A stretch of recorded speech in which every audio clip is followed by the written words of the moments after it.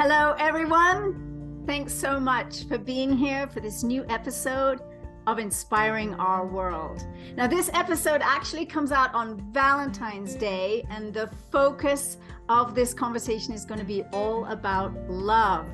And I couldn't think of a better person to do this conversation with than my great friend of many years, Rolfe.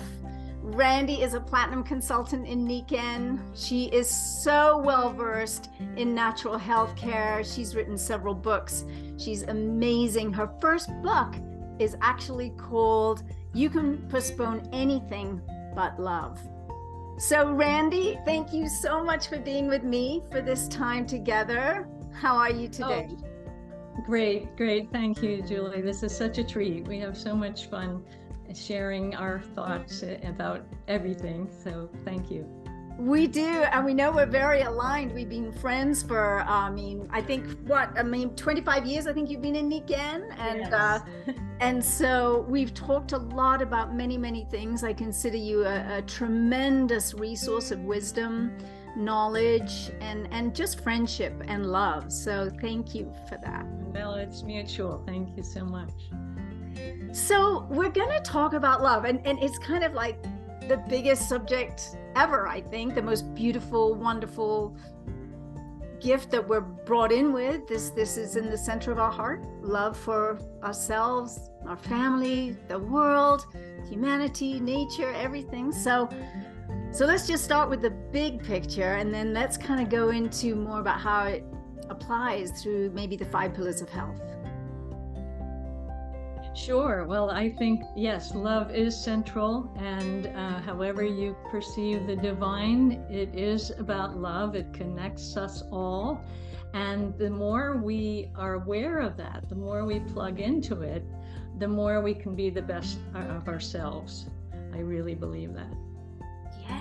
Yes, I do too. It's like the kindness, the compassion, that everything comes from this wellspring of love that we are it, aren't we? We are love, I think, quintessentially.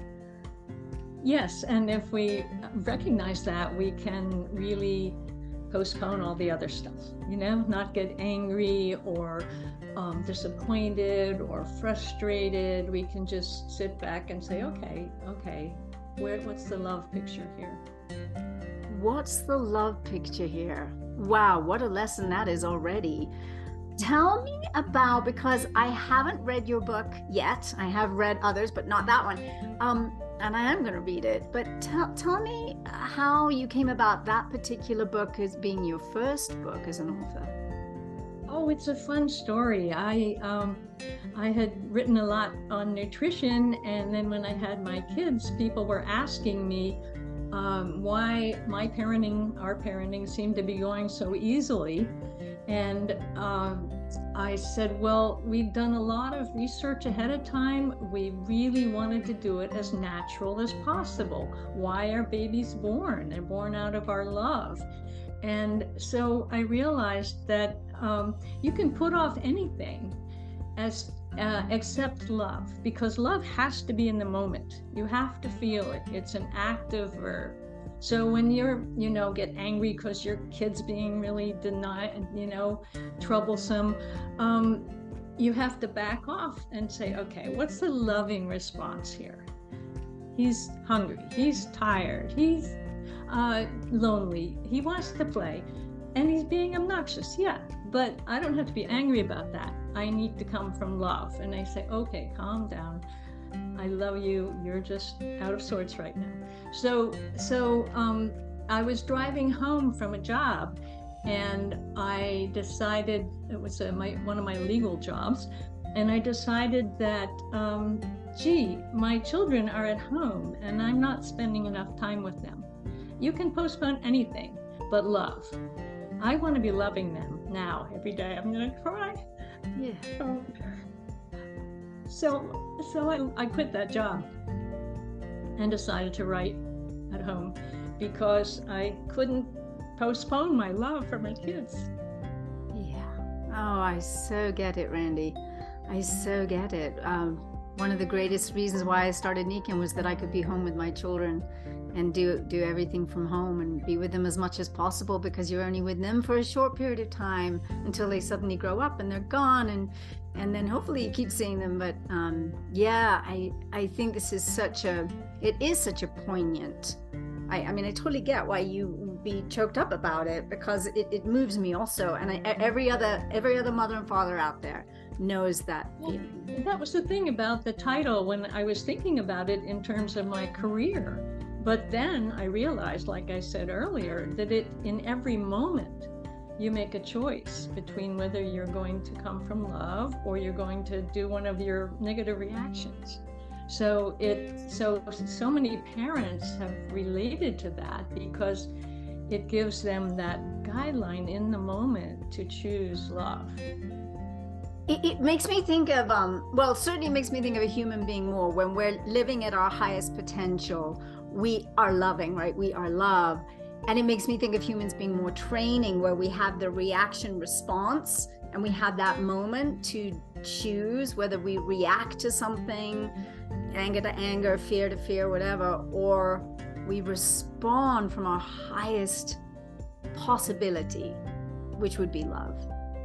Yes, and one of my earliest clients, he didn't understand that you had a choice, that in every moment his wife was upset about his instant reactions. He would always say something smart to their little kid, and she's like, "It's not nice, it's not kind." But he said, "I just say what comes out my mouth. I never thought I could choose to say something different." And that really taught me, like, people need to know they have a choice every time, whether you're going to react or not. And in the humans being more training, you can get angry at the guy who beeps at you on the street, or you can say, well, he's having a really bad morning, I'll send him some love.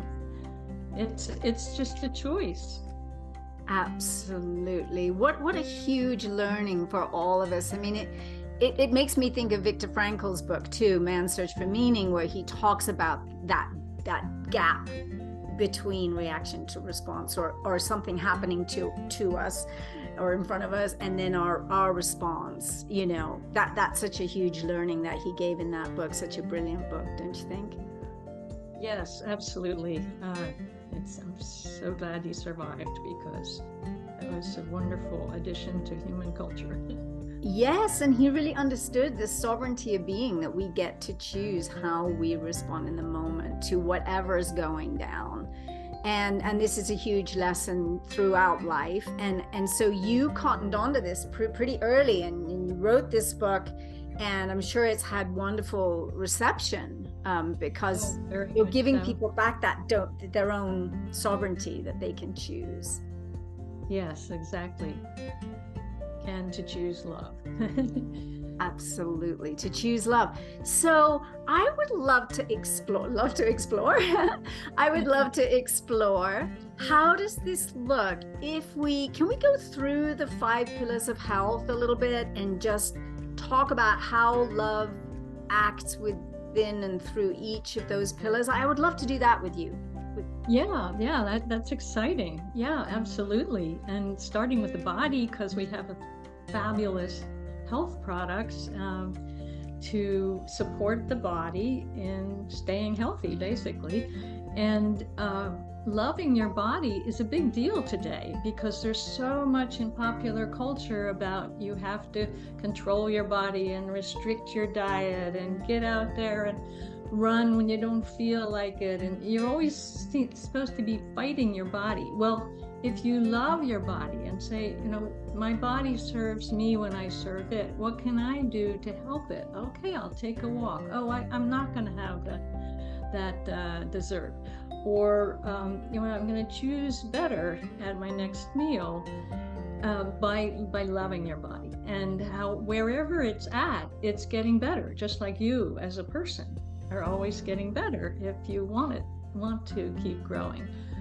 So your body is always trying to heal, and our products just help the body do that, but it's a completely ongoing process. And if we appreciate the way we're created, we are so incredibly complex. that we need to give the body what it naturally would get in the wild, basically. Processed food isn't good and Wi-Fi isn't good.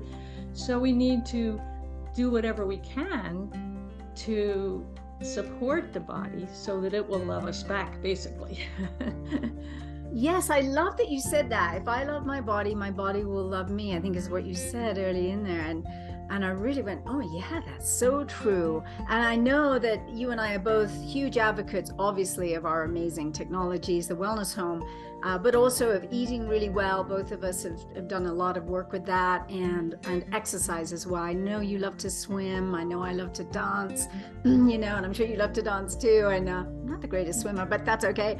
I'm doing gyrotonics now. It's been super good for my back, So I love exploring ways to love my body more. And so it feels to me like either, well, maybe it's not an either or, but sometimes I feel like, am I doing self-harm or am I doing self-love? And I look at that, as to how I'm living my life. Am I self-harming by just doing things that obviously don't work for me, or am I really, really loving myself and my body?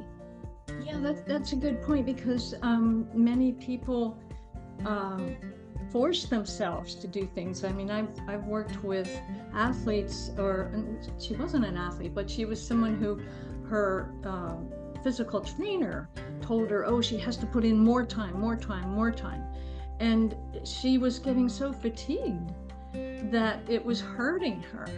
Yes. And so I had to tell her, well, you have to listen to your body and be good to your body. And your physical therapist has their certain parameters of what they think's going to work. But, she was going from an hour a day to an hour and a half a day, and it was exhausting her. And no matter how many vitamins she took, it wasn't helping because she was just doing too much. And so many of our athletes do go too far. You have to know, and you were an athlete as a professional dancer, it can really charge a price on your body. So you have to work extra hard.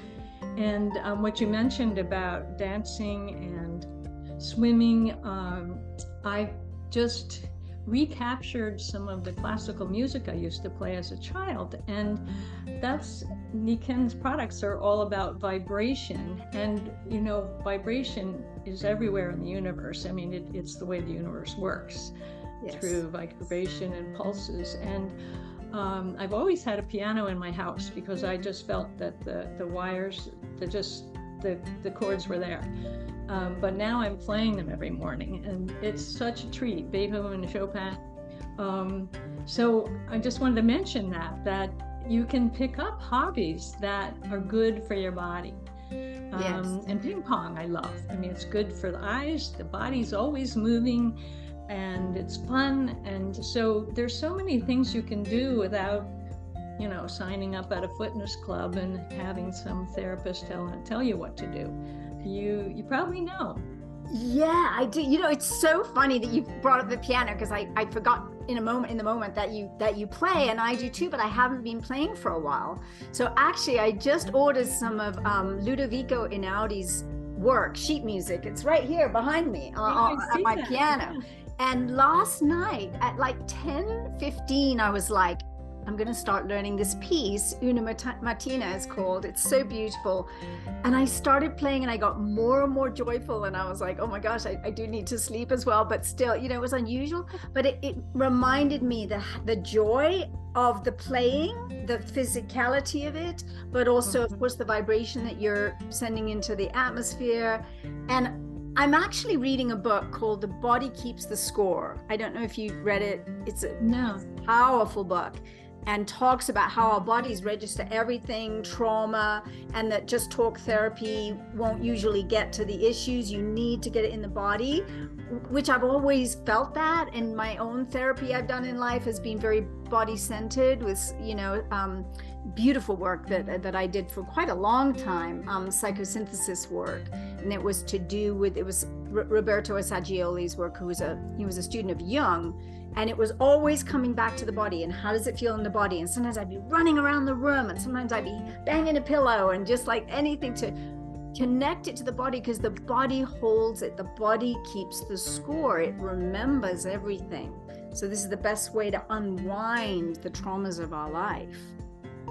And I know you know so much about, you've done the same readings I have as far as the mind, that every cell has a mind, and it does remember trauma and stress, and it needs good food in and bad stuff out, just like the whole body. So what's true at the microcosm is true in the macrocosm as well. And it's all about love. I mean, we know how stress affects, it's 70% of most chronic disease is just chronic stress changing the chemistry in our bodies. So it's the vibrations, the music is great. And when I'm playing Beethoven, sometimes it brings tears to my eyes, because I think I'm really inside his mind.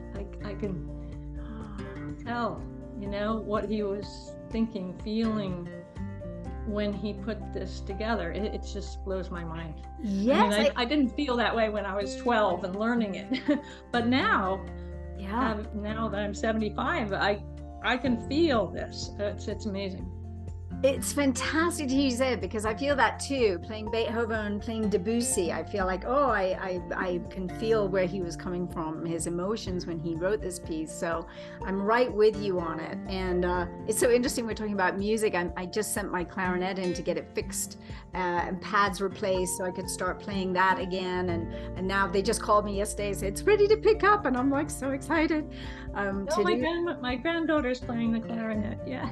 Really? I love the clarinet. Yeah. It's a beautiful instrument. Cello and clarinet and piano, I think they're my faves. But so let's go to the mind. We have the 5 pillars of health, which is such a template for us, right? To become a human being more, which is why I'm excited to sort of use it as our template today. So let's, mind, body, of course, it's all connected, but let's talk about love and the mind. How does this work? Yeah, that it's a really interesting area, because people think of the mind and the brain and the spirit and the soul, and how are they all connected? Well, they're all connected, obviously. And for the mind, I think it's really important for people to love their mind, their thoughts, to appreciate their own thought process, their own dreams, their own ambitions, desires, and their power of reason and choice, like we talked about before, the power of choice, that we can stop and think and decide how we're going to think. And I did a lot of work in theology, and St. Augustine said that the thoughts create your feelings. If you assume the world is against you, a lot of things are gonna look real bad. But if you assume, like Einstein said, the great question is the universe a friendly place? Well, if you decide the universe is a friendly place, you're going to see things a little differently. Maybe you'll have pink glasses on, but rose-colored glasses, but that's not bad. You'll see the good in it.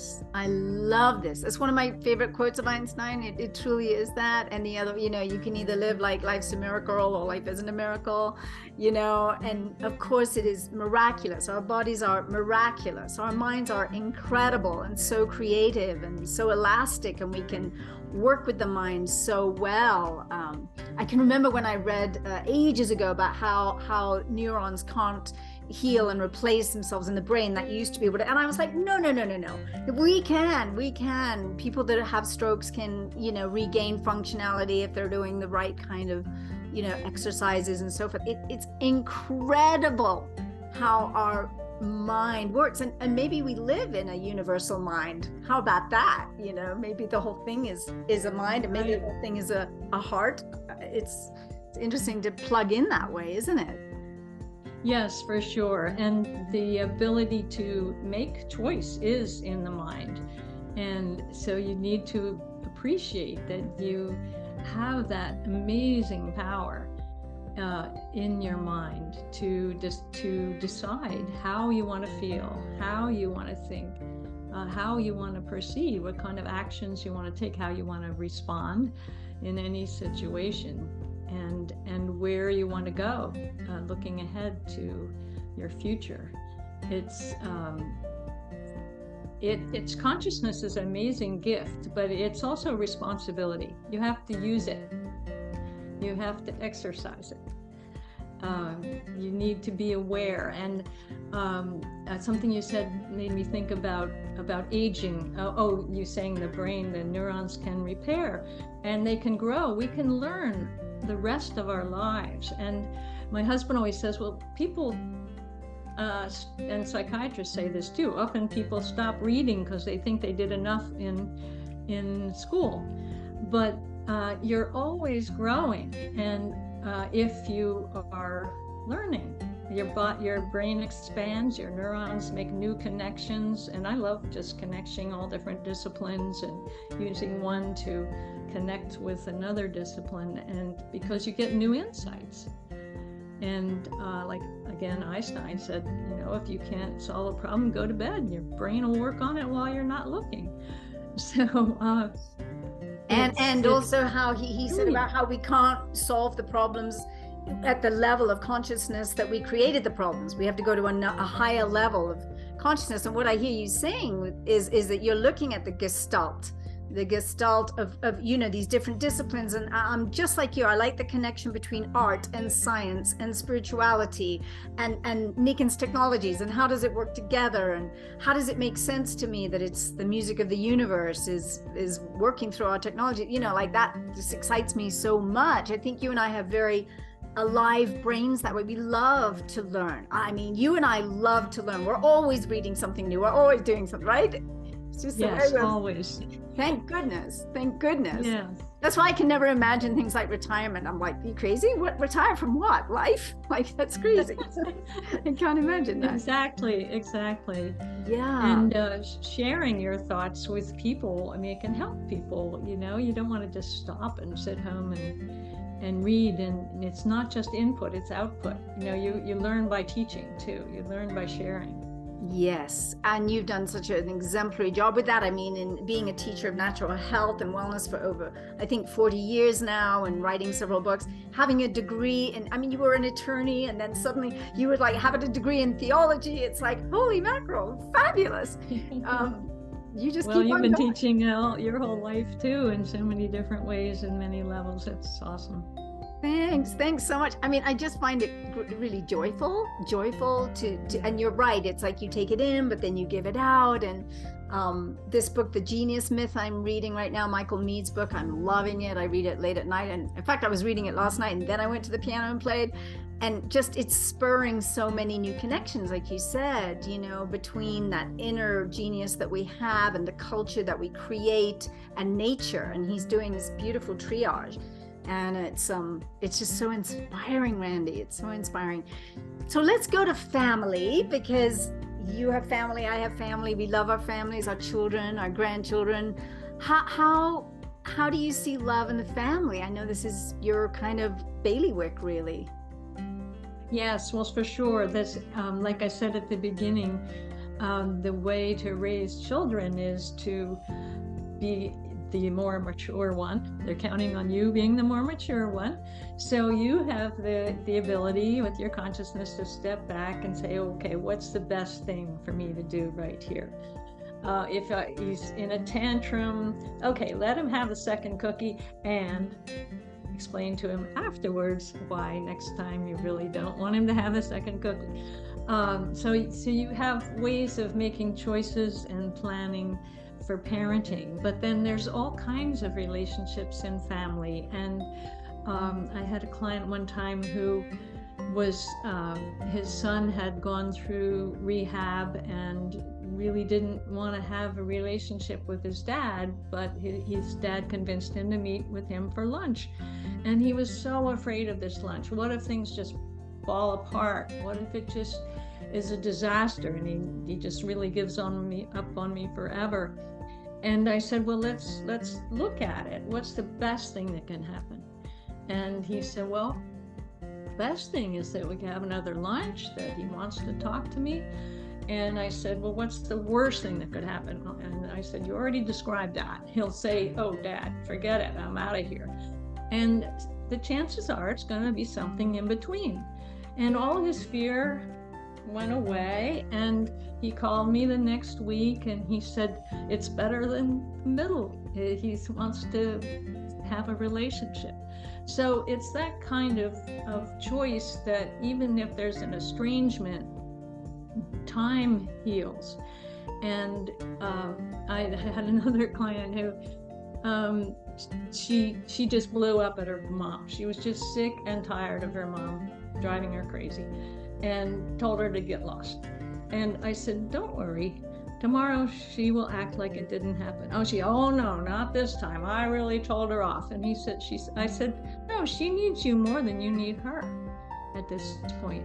And she called me a week later and said, you're right, my mom acted like it never happened.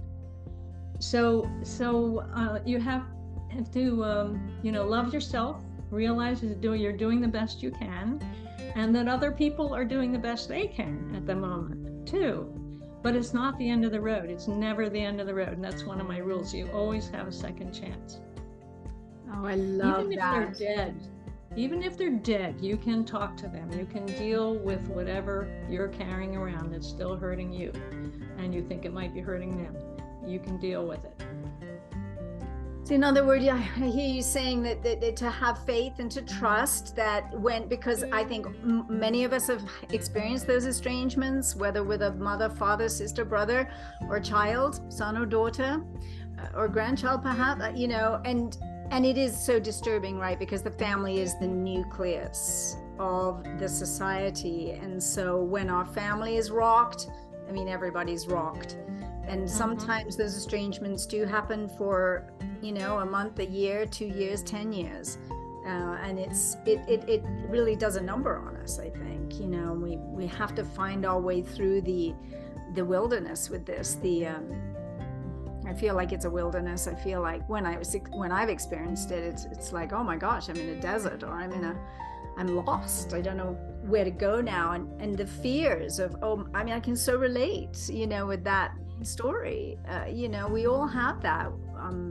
Definitely I had that with parents and stuff, and just what had happened. And it was always like, can we get back? Can we connect again? Or are we just done? Is it over and out now?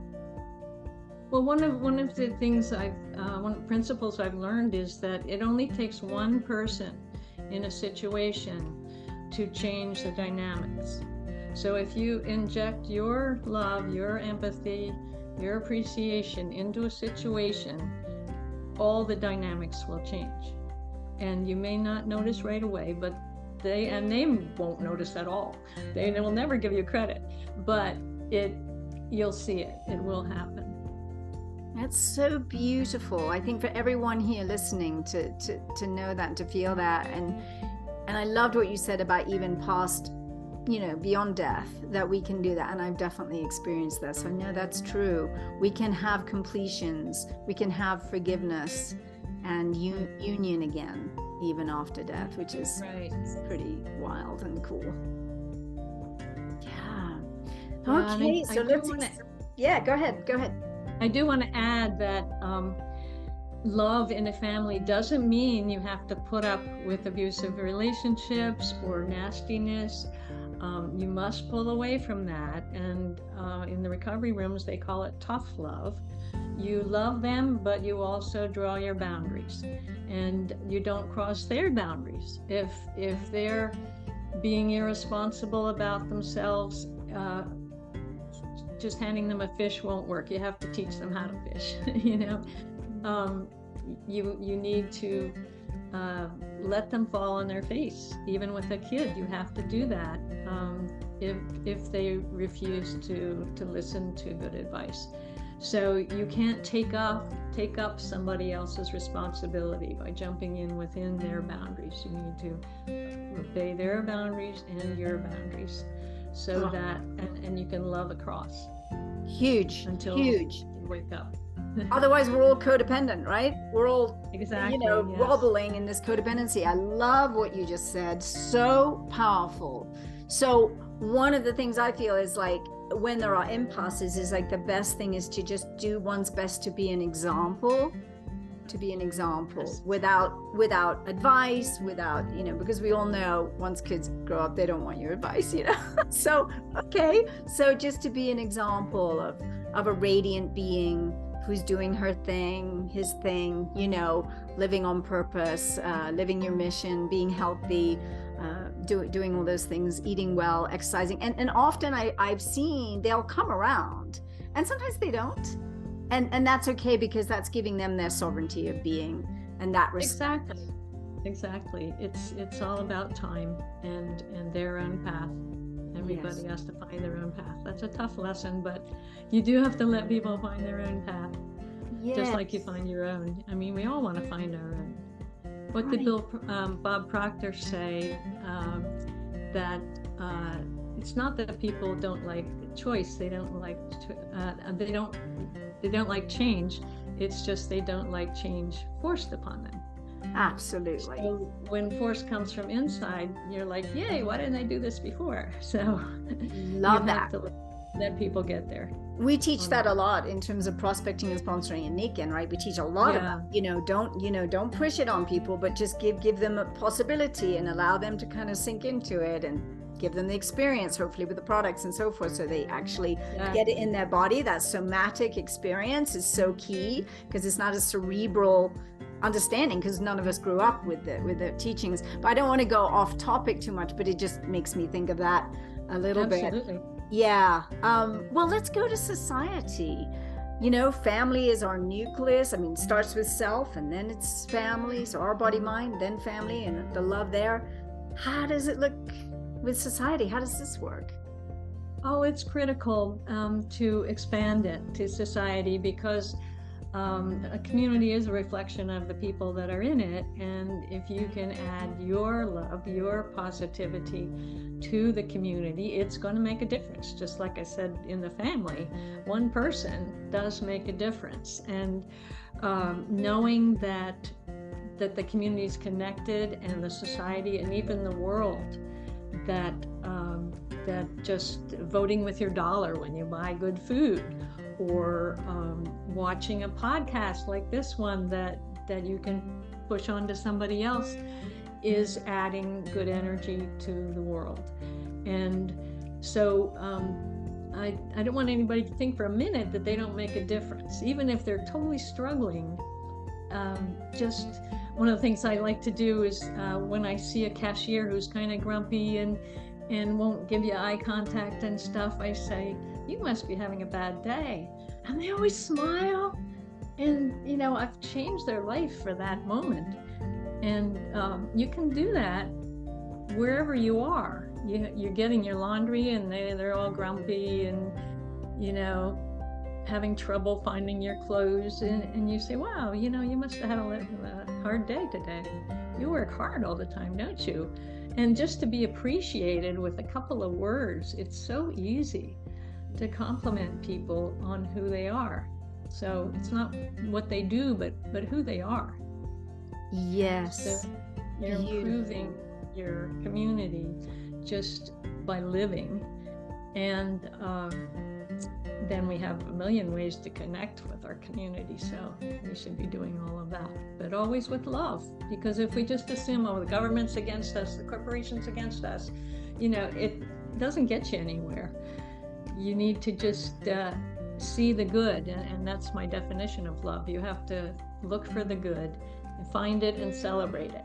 So even if you just see, you like somebody's shoes, they weigh 300 pounds and they're not taking care of themselves, but their shoes are cute. So say you like their shoes, and they'll feel better about themselves.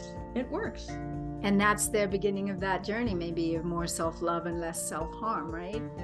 Mm-hmm. Yeah, that's a great example. I love doing that with people when when I'm in shops or whatever, and just finding something to really appreciate. And I mean, it has to be real, it has to be genuine. I'm not going to make something up. But when I, love your sweater, or I love your earrings, or whatever, I will often just say, and it is true, people just want to be seen. They want to be valued, and maybe they're valuing themselves and maybe they're not. And your reflection of valuing them I mean, it means the world, and it's something I love in Nikken is how we really practice edifying each other, you know, in a real way, and looking for the good, like you say, and seeing that and upholding that within them. It's so healing. Yes, and it's not only easy, but it's fun. But it's a choice you have to make in the moment. Either you're going to say, oh, this is a terrible cashier, or you're going to change the dynamics between you. So again, it's about choice, but coming from love. And it affects everybody around you. And it's changing that frequency, isn't it? From there's this person all stressed out, and then you're like, compassion, you must have had a really hard day, and then you've shifted it, and then they feel seen, they feel cared for, they feel understood, and then their vibration raises. So I think so much of what we do in life is about raising vibration, our own, and, you know, assisting and empowering others to raise theirs. Yes, that reminds me, I love the title of your podcast, but inspiring, because the psychiatrist that wrote the foreword to my first book said, don't forget, you can't motivate people, but you can inspire them. So inspiration, I mean, it's the word is about spirit, and motivating is giving them a motive. They have to find their own motive, but you can inspire them, make them feel better about themselves so that they recognize their own motive. Oh, I want to be healthier. I want to be a better person. I want to be kinder to my husband, whatever it is. I want to think better about my world, whatever. Yes. But it has to be a choice that you make. Yes, Randy. You know, it's one of my favorite words. I have certain favorite words. I love, you know, vocabulary, and, you know, radiance is one of my favorite words, but inspiration and inspiring is one of my favorite words. And, you know, it did take me quite a while to come up with the podcast name, Inspiring Our World. I mean, it sounds so simple, but actually it took a few weeks to actually find that. But when I found it, it was like, yes, you know, Nikken and I, we were working together, you know, with Mabel, Georgina, and we were trying out all these different, and I was like, it's got to be super simple, like 3 words, but what are those 3 words, you know? And we finally came to that, and I was like, bingo, it was like a bell going off. And I was like, that I know I can do that because I believe in inspiration, and it is about being filled with spirit. And I feel like we can only really inspire others when we're inspired. So that keeps me on my toes as well. What's inspiring me? Oh, playing the piano right now, or reading this book, or doing that, you know? Yeah, and that reminds me, I often say that I can have a book in my head, but it goes around and around until I get a title. And when I was driving home, I'll never forget that moment when I thought you can postpone anything but love. I was like, that's the name of my parenting book. And, you know, I didn't know but the book just fell into place once I had that title. And I feel that way with every book. I had to get the words that got to the heart of it. So, yes. Words are really important. And again, I go to St. Augustine again, that he said the words, you have to know what a word means. And Dave Rolfe's very big on that too, that you need to know what words mean to you and to others, and you need to do both. You need to speak in a language that your prospect in Nikken or a customer will use.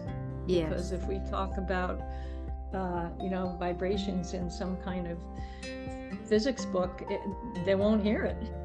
Unless they're really into physics and metaphysics, and then otherwise, know them. Yes. No, I love this. I think words are so powerful. I mean, the word spell is like, it's very interesting. You know, the power of the vibration of words itself. We could talk a lot about that, but we won't be able to do that now.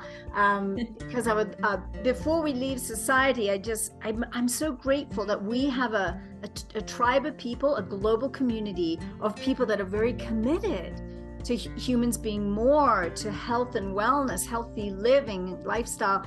I feel so blessed, because I feel like that's where I belong, is with people like that. Do you feel the same? Absolutely. That's one of the things I tell prospects, is that Nikken is you're with people who want to grow, who love other people, and want to be healthier. So what could be better than that? I mean, that's the kind of community that that's why we want it to be a world community, because it's the best kind of community. Yes, and I feel like people now in this day and age, they're really looking for the communities they belong with, the tribes they really resonate with, more than at any other time. And just the times we're in, we're moving into this age of Aquarius. Aquarius is all about community and humanitarianism and equality and freedom and all the beautiful things. So it's big. I think we're really blessed. Let's shift over just for a minute or two here, just literally for a minute or two here, onto finances. How does love work with our finances, Randy? Yeah, well, I think it's a great topic, because it is controversial. Of course, the Bible says love of money is a disaster, which it is. But if you love what money can do for you, make you more loving, it's amazing.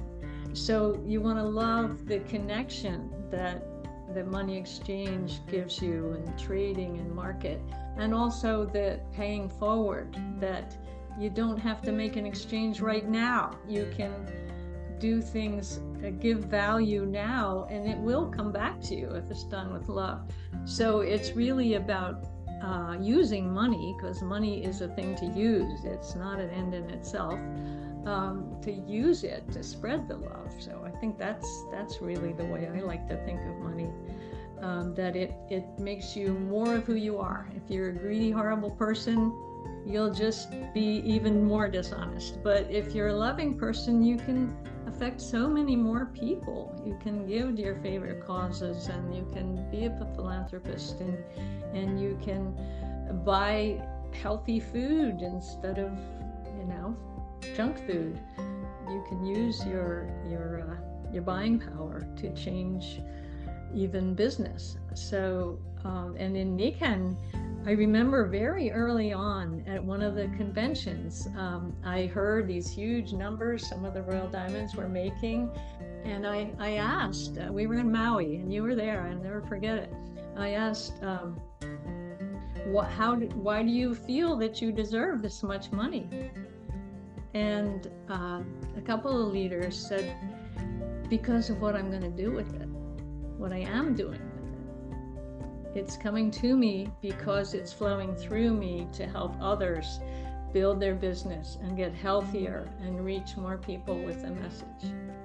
Absolutely. It's so beautiful. And I always remember that thing of, every dollar I make with Nikken or pound or, whatever currency we're talking about, is a reflection of someone being helped with these products. And I always felt that, I always felt so joyful. And Nikken's never been late with a check, right? The 15th of the month, boom, there it is for you, 25 years. Yeah, right. Amazing, right? Yeah, too, for me, like 28 years or whatever. And it would always be I would just be, thank you, because I can be the philanthropist I want to be with this, and I know people have been helped in the process. It was always such a lovely feeling, and one of the things I did a lot with a lot of the money was to support artists, support musicians, support those who were so brave to go on those tracks knowing that they may never make much money ever. Also natural healers. I mean, so many of the people that I brought into Nikken were natural healers who weren't making much money, but their heart was in the right place. They knew that they wanted to help people with things that did no harm and really worked, and safe. It was so important, safety for the body, mind, spirit. And yeah, I love it. That takes me right back to my sponsor. He called me and said, you mentioned, we were in a group together to raise the awareness of natural health and nutrition in our community, and he called me and he said, you mentioned that you wished you could make more money teaching natural health. You should learn about this company. And So that is the real reason I got in.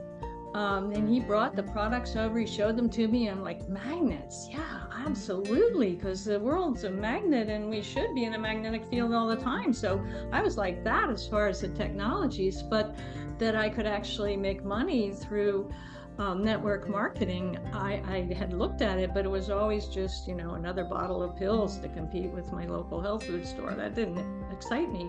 But these were unique products that you can feel in a moment. You don't have to wait a week and see if you feel different from those pills. It's amazing. So, I actually got into Nikken because of the financial opportunity and because it was going to get me money doing what I wanted to do, which was teaching natural health. So yes. it was a win-win-win-win. Win. Yes, we are so aligned on that. Same here too. All of it. It's so beautiful. Gosh, Randy, I feel like we could talk forever. I mean, I've loved this conversation. Thank you so much for taking your time to be with us. Oh, thank you. It's been a pleasure. Is there any last thing you want to leave us with? Oh, well, anybody who's listening, accept our love. Geez, it's all around you. Oh, it's all around you. It's all through us. Love is everything. It's the quintessential core of it all, isn't it? Yeah. Thank you, Randy, my dearest friend. I love you. You are in my heart. Thank you. And thank you, everyone, for listening and being with us. I hope you've enjoyed this as much as I know we both have. Have a wonderful week. And don't forget to follow the podcast. Please share the podcast with others. You can find it on YouTube, Spotify, Google Podcasts, Apple Podcasts. And I'll talk with you next week. Have a fabulous week. Many blessings. And don't forget, you can postpone anything but love. Thanks.